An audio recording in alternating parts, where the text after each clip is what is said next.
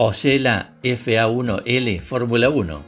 De cara a la temporada 1984, Alfa Romeo cedió un 183T a Osella para que lo estudiaran y se basaran en él para su diseño del que sería el FA1F. A partir de entonces, todos los modelos Osella Turbo partirían de esa base, y cuando llegó la temporada de 1988, el FA1L era una evolución de ese FA1F, que a su vez provenía del Alfa Romeo 183T. Con un motor poco fiable, Alfa Romeo aceptó que Osella quisiera los motores, pero les pidieran que le cambiaran el nombre para evitar la publicidad negativa.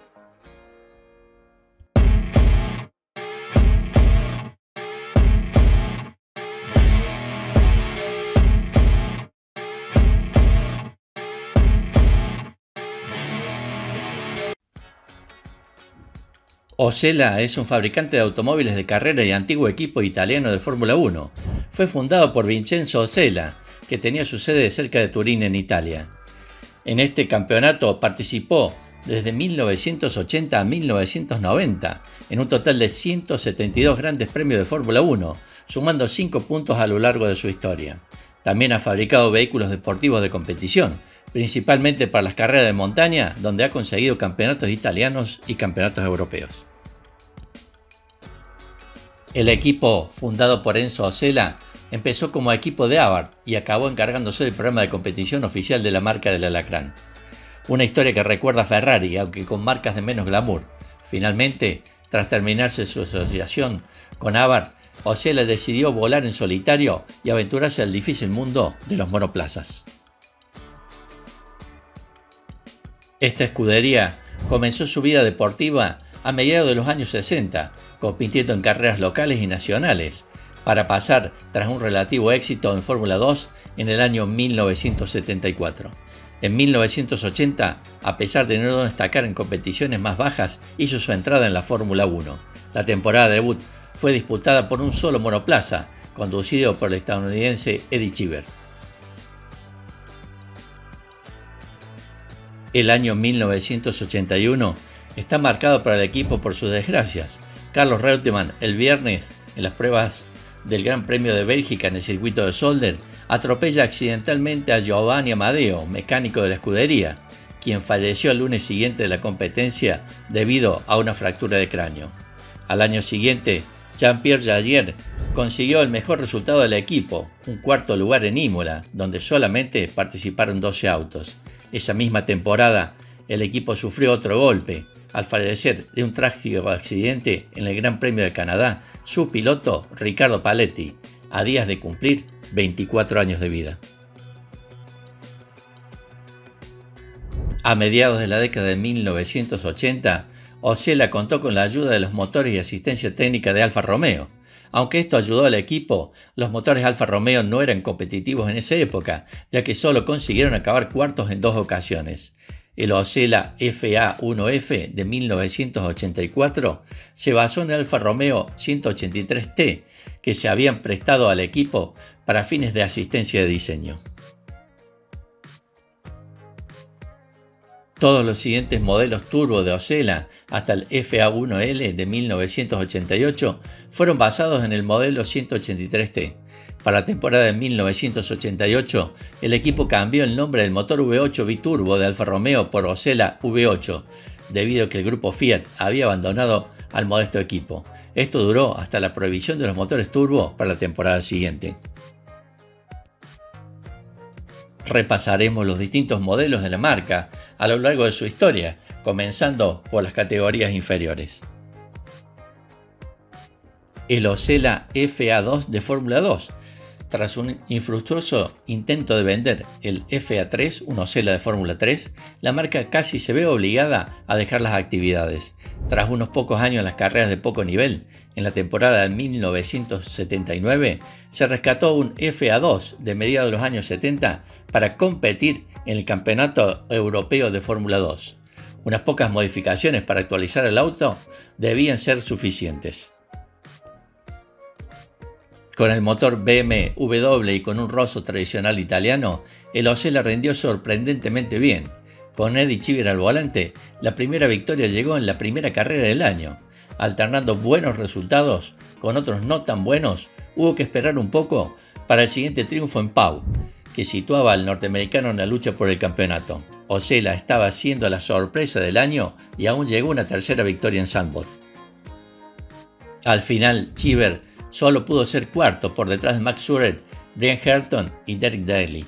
Para Osella había sido toda una sorpresa obtener unos resultados tan competitivos sin una preparación adecuada.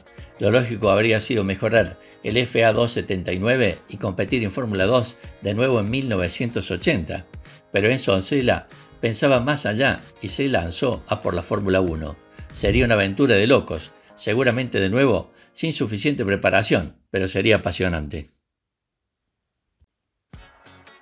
El Osella FA1E de Fórmula 1 fueron en los primeros años muy complicados para el equipo, con más decepciones que celebraciones. Aún así, Jean-Pierre Jarier consiguió un espléndido cuarto puesto en el Gran Premio de San Marino de 1982, en la carrera sin los constructores británicos, antes de que el malogrado Riccardo Paletti perdiera la vida en Canadá. Todo esto había pasado con motores Cosworth y para 1983 estaba previsto que el FA1E con motor Alfa Romeo lo cambiara todo. Aún así, el auto llegó tarde y solo a mediados de temporada estuvo listo para competir.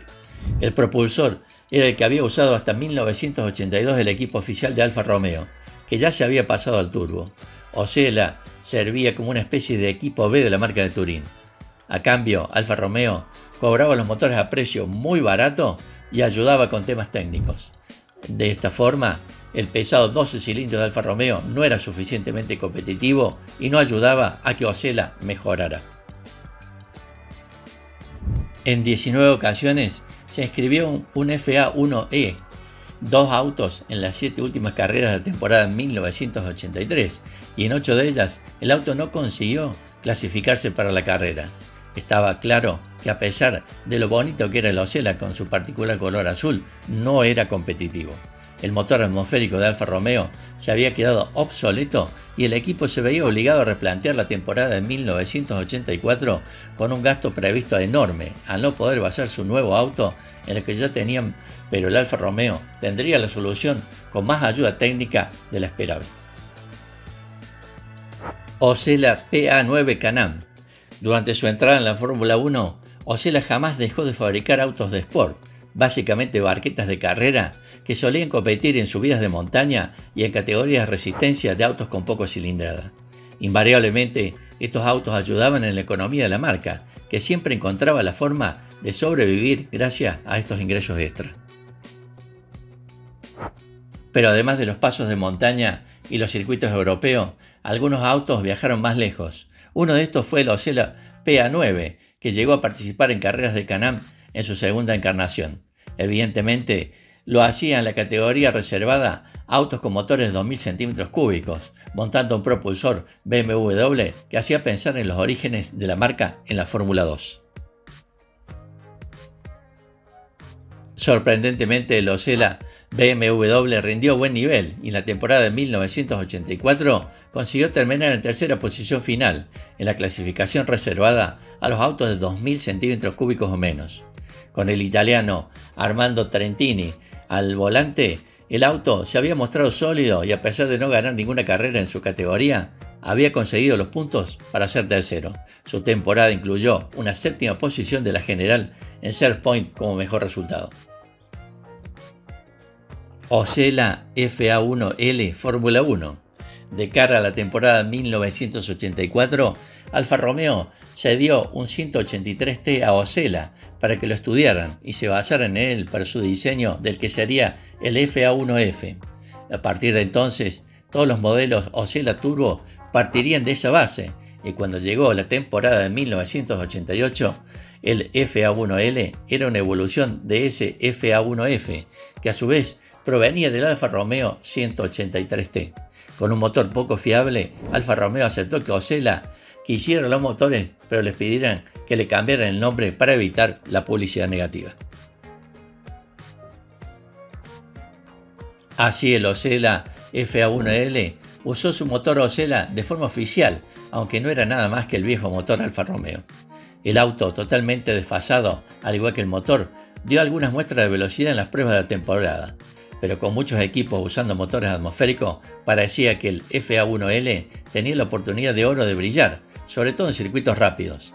A pesar de contar con el joven y talentoso Nicola Larini, no hubo manera de volver a puntuar. Un noveno puesto en Mónaco fue el mejor resultado del año para un equipo que ya solo tenía un piloto en pista, cuyo auto se rompió en 7 de las 10 ocasiones en las que consiguió tomar salida. Para Osella, y a pesar del mucho que le debían a Alfa Romeo, sería un alivio estar obligados a dejar el motor italiano a final de la temporada para recuperar el Cosworth que no habían usado desde la primera mitad de 1983. Para Osella venían tiempos difíciles, que culminarían con la venta del equipo a Gabriele Rumi. Osella PA20. La llegada de Rumi acabó significando la desaparición de Osella de la Fórmula 1, cuando el equipo se convirtió en Fond Metal. Aún así, la marca tenía salud suficiente y decidió centrarse en aquello que históricamente había hecho mejor, construir barquetas de pequeño tamaño para motores de poca cilindrada y así competir en subidas de montaña. Osella cambiaba su color y a mediados de los 90 se trasladó al sur de Italia.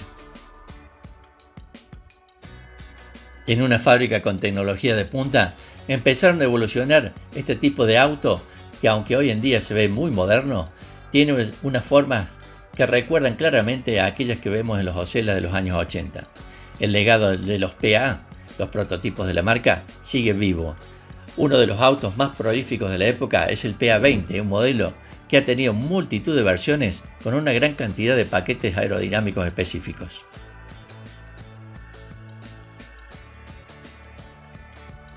Desde entonces el PA20, que a menudo usa motores BMW que hacen latir el corazón de los seguidores de la marca de una forma especial, ha ganado campeonatos de montaña en Francia y Alemania, además de campeonatos italianos en pista, demostrando que cuando Osella pone su alma en hacer este tipo de autos, sabe hacerlos de maravilla. El PA20 es la base de los autos que han venido después, como el PA21, el PA27 o el más reciente y espectacular PA30 aún en activo.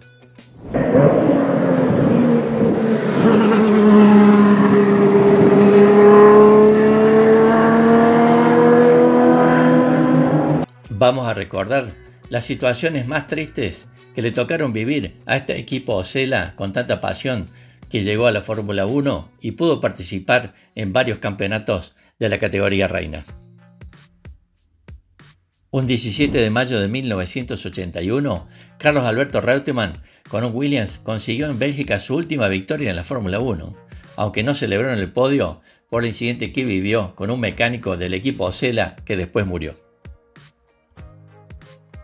En Zolder arrancó con el pie derecho, donde consiguió en pista el segundo mejor tiempo en la clasificación, pero heredó la pole position porque el auto de Jones no cumplió con la altura reglamentaria, 3 centímetros más bajos.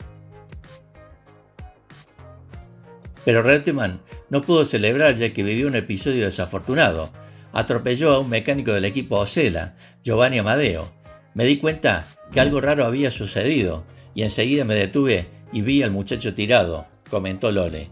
Tuve un accidente muy desafortunado, ya que saliendo de los boxes, uno de los mecánicos de Osella se bajó del cordón y entre la calle, donde marcan los tiempos todos los mecánicos, se ve que con poca experiencia en un circuito donde hay muy poco espacio, que no reúne las condiciones reglamentarias de la calle de boxes, una de las piernas de él tocó la rueda delantera y trasera mía. El mecánico cayó y golpeó la cabeza contra el piso y no está en buenas condiciones. Fue un accidente increíble y la verdad que me tiene muy preocupado. El impacto emocional fue tan fuerte que esa jornada no volvió a salir a pista. No obstante, nadie pudo mejorar su registro, ya que el sábado llovió y con piso mojado no se dieron las condiciones para bajar los tiempos. El piloto de Williams se encerró en su casa rodante y aguardó un milagro que salvara la vida de Amadeo, pero ello no pasó y falleció horas más tarde por las heridas sufridas en el golpe. En la tanda libre del domingo por la mañana, Carlos volvió a ser el más rápido, pero el clima se enrareció con una protesta de mecánicos y de 14 pilotos por el tema de la seguridad 5 minutos antes de largar. Reutemann no participó, pero afirmó: entiendo y apoyo sus pedidos, pero no me parece oportuno el momento de expresarlos, porque antes de largar estamos todos muy tensionados. Al ser en la previa de la largada, la imagen de la protesta recorrió el mundo, porque ya habían empezado la televisación. Reinó el caos, pero lejos de apoyar el reclamo, Bernie Ecclestone, por entonces dueño de Brabham, le ordenó a Piquet que saliera a pista. Los intereses económicos de los organizadores locales fueron más fuertes. El magnate inglés ya empezó a manejar los hilos de la categoría, que luego condujo de manera formal con Formula One Management, la empresa que empezó a dirigir los derechos comerciales y que Bernie estuvo a cargo hasta finales del año 2016. El contexto delicado continuó en el momento de la partida, donde Riccardo Patrese se cansó de hacer señas porque su Arrows no arrancó, y en lugar de detener la largada, los comisarios deportivos hicieron caso omiso a pesar de ver todo por televisión. Un mecánico del equipo inglés, David Lackett, saltó a pista y quiso asistir al auto del italiano, pero los autos arrancaron igual, y Siegfried Storr, el otro competidor de Arrows, atropelló a Lackett, que sufrió fracturas en sus dos piernas. Si hay un suceso que también enlutó al equipo Osella, ese fue el trágico final de Riccardo Paletti.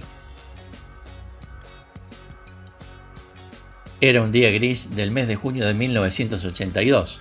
Didier Pironi salía en pole position, el único Ferrari 126 C2 en pista en el país de quien fuera su compañero de equipo al inicio de temporada.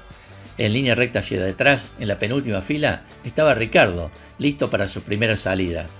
El embrague del Ferrari falló y Pironi se le detuvo el auto apenas un momento antes de que el semáforo pasase a verde. El francés levantó los brazos nada más cambiar de color, pero ya no había tiempo para neutralizar el procedimiento de salida. Los monoplazas empezaron a pasar a su alrededor, esquivándolo milagrosamente, hasta que el March 821 de Raúl Boesel, que salía 21º, rozó levemente la rueda trasera izquierda del Ferrari. Geoff Leff impactó con su Theodore TY2 con Boesel, mientras que Jochen Mass en el otro March frenaba con fuerza y era impactado por el ATS D5 de Eliseo Salazar. Boesel y Salazar dañaron sus autos y cada uno fue a parar a un lado de la pista, pero no se había desatado el caos. Tras ellos aceleraba Riccardo Paletti. No falló en su primera salida en Fórmula 1, engranó primera, aceleró y pasó a segunda, siempre recto, como si no se percatase de las trayectorias evasivas de sus predecesores, quizás vigilando de reojo el régimen de revoluciones para cambiar en el momento exacto. Engranó tercera y alcanzó la velocidad de 180 km por hora. Frente a él, imposible ya de evitar, había un Ferrari detenido. Un golpe duro que le frenó en seco y que desplazó el Ferrari a la izquierda con virulencia. La carrera se detuvo. Riccardo estaba inmóvil en el monoplaza, mientras Pironi se acercaba a él, retiraba un trozo de la carrocería y se apartaba con la llegada de las asistencias. De repente el fuego engulló el monoplaza, pero pudo ser extinguido con relativa celeridad, con el propio Pironi descargando un extintor. La nube blanca del producto fue inmensa. Sin embargo, extraer el piloto de Osella iba a costar muchos minutos. Al otro lado del muro, una madre fuera de sí intentaba acercarse a su hijo. Todos los sueños se evaporaban con el humo que aún salía del auto. Riccardo, aunque fue trasladado en helicóptero a un hospital de Montreal, había fallecido en el acto, ante los ojos de su propia madre. Su padre volaría esa misma noche para velar a su hijo. La carrera se reanudó, pero sin el equipo Osella, que se retiró de la competencia. El director del equipo, Franco Palazzoli, fue claro con Jarier: bajo esta circunstancia es la única cosa que debemos hacer. Nelson Piquet ganó la carrera. Lamento lo ocurrido, pero estos son los riesgos que los pilotos tomamos. Es un trabajo. Conocemos los riesgos antes de ponernos delante del volante, pero tenemos un trabajo que hacer. Enzo Osella, tiempo después, fue más benévolo. Era un joven tranquilo, querido por todos por su educación y modestia. Riccardo había demostrado en las temporadas precedentes su talento, pero todos los jóvenes pilotos empiezan en la Fórmula 1, con los equipos menores, y nosotros estábamos allí luchando por las clasificaciones. Era necesario tiempo para ganar experiencia y conocer los circuitos, tiempo que Riccardo no tuvo. La retirada del equipo llegaría tiempos después. En 1990, después de 10 años en el campeonato y al no encontrar patrocinio ninguno, Enzo Osella vendió las acciones de su equipo como parte del patrocinio a la compañía Fondmetal, de la cual era propietario el magnate Gabriel Rumi.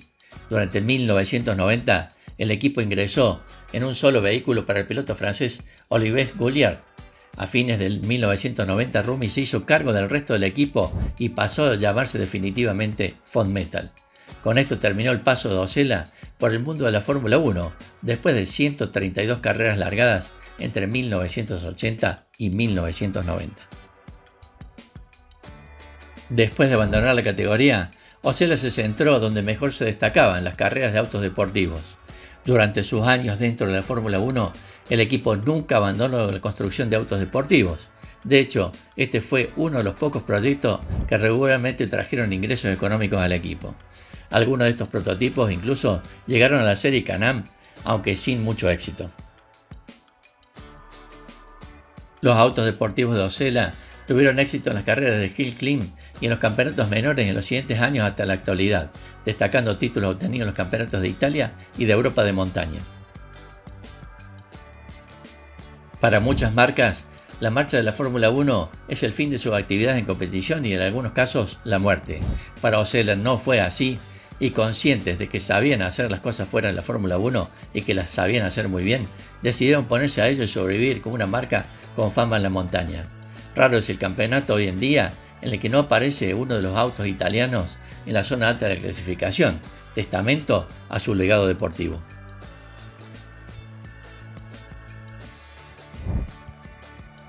Resumiendo el paso del equipo por la Fórmula 1, lo hizo con motores Cosworth entre 1980 y 1983 y 1989 y 1990, y luego con Alfa Romeo desde 1983 a 1987, que pasaría en 1988 a llamarse Osella.